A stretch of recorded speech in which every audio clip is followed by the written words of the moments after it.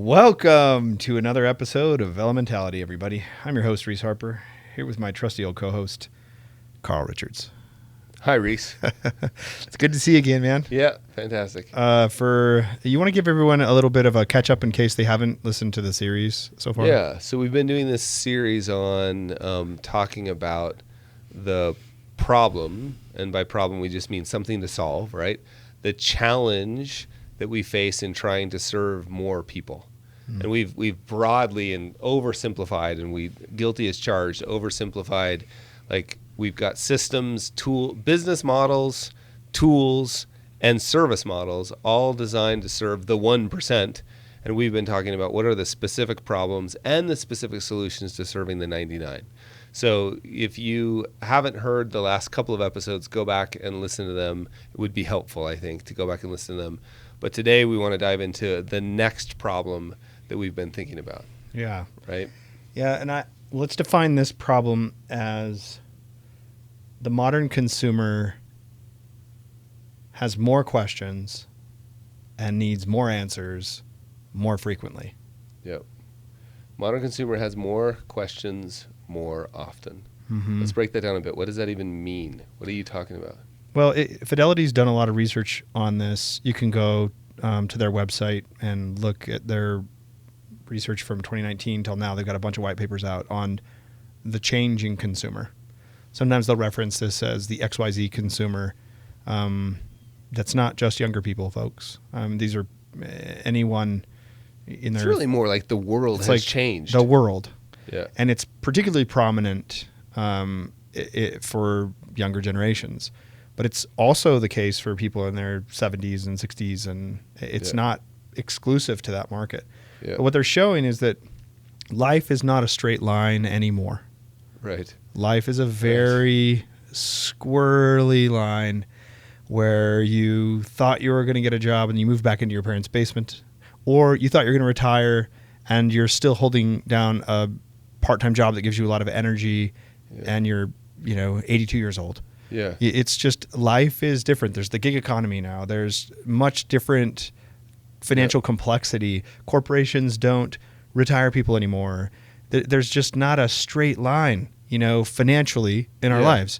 And that complexity, right? That volatility, that change, it brings up all these questions more often. Let's break that down a little bit. Because, there was a time, and we hear stories about this, and I largely think our entire industry and the tools have been built around these stories. Yeah. Right? There was a time where you got a job, you worked for 30 years, right? You retired, and you died 5 years later, right? And you retired with a pension. Like most of the people listening to this, at least a chunk of the people listening to this, won't even know what the concept of a pension is. You know what I mean? I don't mean that. I'm sure you've heard of it and you've studied it in your books, but haven't run into anybody who worked in a job long enough to get a pension. So there was, and I often think of it as like Tom Brokaw's Greatest Generation. And again, that's oversimplifying. But there was a period of time where you got out of college. College was the golden ticket, right? You came out of college, you got a good job, you put your head down for 30 years, you lived in the same house with a white picket fence, right? You had a pension when you were done, and you lived 5 to 8 years, and you passed away. Yeah. And that sounds like, what's the Barney Fife or like Andy Griffith? Like that sounds like that I would imagine most of us can't even relate to that. Because now, how often are we getting jobs? How often are we moving? Like we've got some of that data. And I'm not a young man anymore, but I'm younger. I'm in my 40s, right? I just turned 50. Yeah. And I look back at my career. I was first a music composer. And I opened up my own music studio. Yep. Then I was working as an assistant to an estate planner during college. Then I decided to be an employee benefits broker. Then I started a payroll company. Then I decided to be a financial advisor, get my CFP. And then I worked for another financial advisor. Then I started Dentist Advisors. Now I'm in fintech and working on a piece of software. And after this, I just want to go be some kind of minister or philosophical Right. guy that loves reading. Right. Maybe books, poetry. I don't know. Yeah. But like that wavy line is so interesting to me because there's some common themes in sort of my interests and my career, but there was no straight line for me. Yep. And to go back and paint that picture to my children and be like, oh, I had it all figured out. It's like, I was just literally trying to figure this out like a year at a time. I still am. And I don't think it's changed. I'm the same way. I remember still, even recently, leaning back in my chair at dinner and saying, gosh, what am I going to do when I grow up? Mm-hmm. I mean, not know. So the point here, though, is that was yesterday. That was yesterday. all of these changes drive this problem, which is the modern consumer has more questions more often. Yeah. Right. And we're using a tool that you literally draw a straight line in. Right. And when you present that tool to this consumer, I've had this problem. I've had this exact response. You're just over and over. It's almost, and I know everyone's really doing their best with the tools we have. Right. Or had. But you feel a little tone deaf. Yeah. You come across a little insensitive. I've had so many clients, and I noticed this more with women clients than I noticed it with men, but I had more women say, really? You think you know what the next 30 years of my life is going to look like? Mm-hmm. Did you know that 2 months ago we didn't know that we were going to be living here? Right? Like, we moved to New Zealand. We didn't know we were moving to the thought of New Zealand. The word New Zealand, the country, had not even occurred to us 90 days before we were on a plane. Yeah. Right? London was the same thing.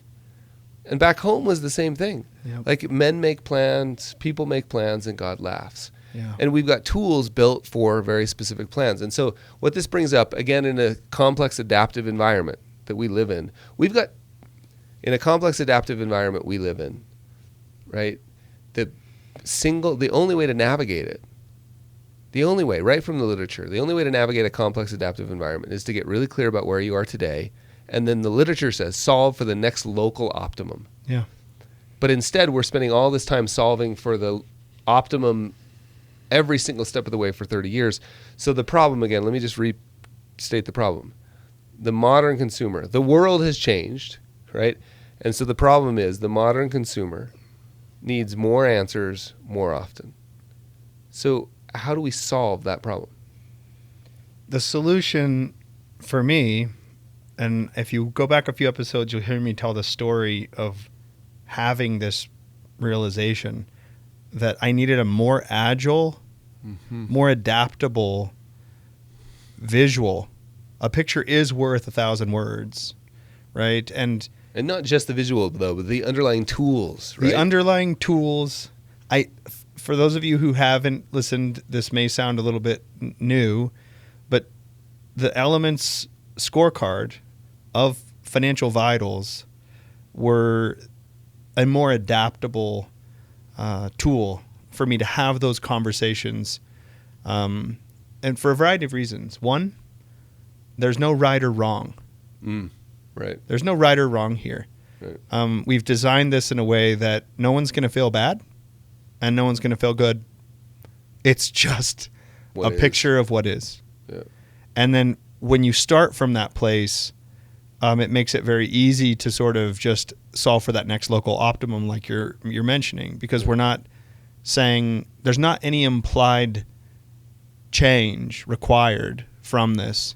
However, the professional can sit there, and it's quite technical.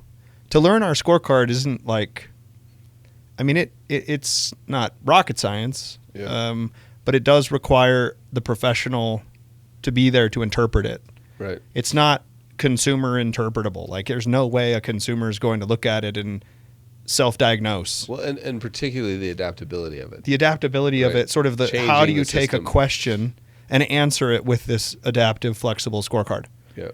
Right? And if you think about this from a cost perspective, right, if we're using straight line tools designed for a different purpose, and every time someone asks us a question, we have to go back to that tool redo the whole thing. To redo that thing. I just finished the plan. Like, I literally just hit print, and he called me the next day. Yeah. It's the scenario that we've modeled that was so accurate a week ago has now shifted. Yeah. We're just incurring cost unnecessarily. The client doesn't want to pay for this. They never asked for a 30-year projection. They didn't even ask for 5 years of certainty. They wouldn't even know. They wouldn't even know to ask that. Yeah. All they wanted was to get an answer.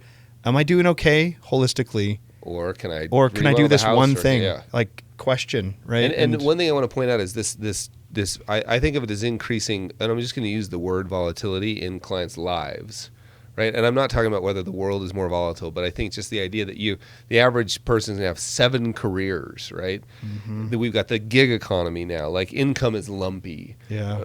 Life expectancy is longer. So everything about that previous worldview that we use to build the tools has changed. But each one of those points increases the opportunity, the likelihood that I'm going to have a question. Mm-hmm. So modern client, modern consumer has more questions more often. And what you're saying is the solution is a tool that at the very least is adaptable. Yeah. Right? And let's just describe an adaptive environment real quickly. An adaptive environment. So we live in a complex adaptive environment. Especially humans are a complex adaptive environment, especially when you collect them and call them a market, right? So our relationship with money is a complex adaptive environment. And complex would take us a whole episode to describe. But adaptive means that the system, your interaction with the system changes the system, which I think is really important to understand when you think about this set of financial vitals that are wrapped up beautifully in a scorecard.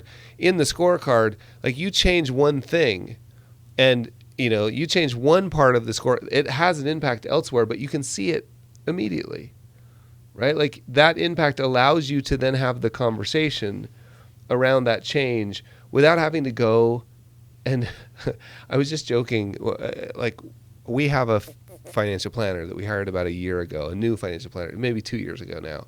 And our plan is never finished. Like I'm still waiting for the grand unveiling of the plan, because the reason it's never finished is because we talk on Friday and literally by Monday we've changed our minds. Like I've got a new job. I have a new project, something changed. And so the system that we've traditionally used has been continually frustrating for me and for our financial planner for that matter. Actually, she hasn't been frustrated because she's so good and she knows this. But it's dawned on me that like I'm never going to have a financial plan. Yeah, there isn't one. There isn't one. It's this never-ending process of narrowing in. Well, that's what I wanted to highlight. I think I'm going to introduce a slight technical nuance to what you said earlier, which is you change one thing here and that changes. That I think that in some cases, you could say that some traditional systems, when I change an input, I can see the simulation adjust. For sure. But what I want to highlight there is that we've designed this to where the human, the professional, is part of the system. Right. And we've created the software to not require inputs and adjustments and changes. So when someone's question changes, so like to get your plan done is just to onboard and complete a scorecard. Now we're done. Right. You're fine. Now you're done. Your plan is done. Right. Now we're going to move to the one-page plan where we talk about just what are your next, solve for the next local optimum. Solve for the next local optimum. Yep. And if the inputs change, meaning your question changes, it's like I was going to move to Salt Lake Reese, and we decided to move to New Zealand. Yeah. Great. I have no changes I need to make to my system, my software. Yeah. I'm just going to have a conversation with you about how I think that's going to impact. Yeah. And I'm going to reference our ratios real quickly, and we'll look at them together, and we'll just talk about Right. how that's going to, because we're adapting to that question without having to show the result of how that's going to look out in the future. It's just solving for that next local. But what's great is, right, like that I decide to move to New Zealand. Oh, it turns out it's going to, that's going to cost me a little bit of money to do this. I simply update my numbers in the scorecard, right? And suddenly my ratios change a little bit. That's and true. Right then we have, this is really, really important. And I get so excited about this stuff because there's deep, like, philosophy behind this that the idea of like allowing yourself to reorient to the present is so important. And and it's not just, I don't just mean philosophy, but like the literature around complexity theory, allowing yourself to reorient to the present quickly, because the first thing I have to do to navigate a complex adaptive system is I have to know where I am today.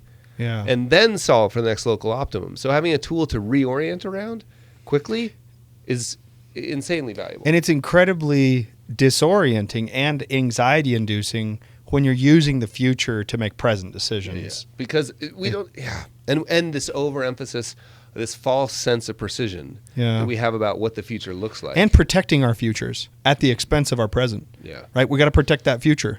Totally. And so we're going to make a different choice. Can you imagine? I mean, that's not the healthy way to make a choice. Like, hey, look at how it affects your future. Yeah. Okay, well, I'll make a different choice then. For real? Yeah. Like, I was just talking to a client last week. They have plenty of liquidity, plenty of money. They really were dying to make this, buy this land next to their house, so their view of these mountains wouldn't be eliminated. Right. And they called me. They said, "Look, it's you've got plenty of money. This is something that's just a choice that you can make. It's a choice that it's appropriate given your level of liquidity. If this is what you want to do, you're just moving money from liquidity to this other thing, to real estate, right? And this is how your scorecard is going to change, and it's fine." Yeah. 2 days later, someone else put an offer in on bought the property. Yeah. And when I talked to the client about, why didn't you do this? Why didn't you end up putting in the offer yourself? Well, we just thought about what was going to happen. Like if we ran out of money when we were like 85, they're like 65. Yeah. And I was just worried like we wouldn't be able to do it.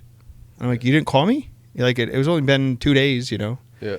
But like they were looking at that 20-year moment out in the future. Yeah. And in order to make a decision that they were really frustrated that this happened. Yeah. But they're just like, oh, it was better for us. We'll learn to be fine. But we need to be able to know that we're going to be okay. Yeah.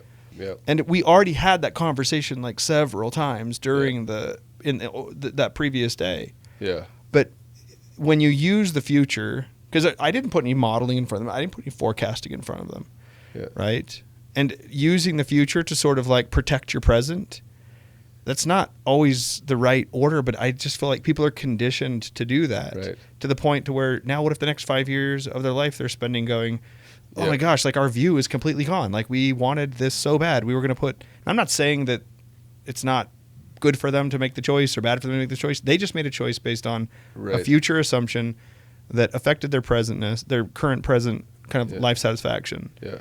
And I just think that's the wrong order to do things. Well, yeah, and if you think about, just to bring this back to and kind of wrap up, like the problem being that the world has changed and the modern consumer has to make more decisions, right? The modern consumer has more financial questions more often, and the solution is an agile tool, right? And what we propose the solution is this set of financial vitals wrapped up in this thing called the scorecard, because it allows us to orient around the present and make the next local optimum decision. In other words, it allows us to do like reality-based financial planning, like not pretend like we can project the future.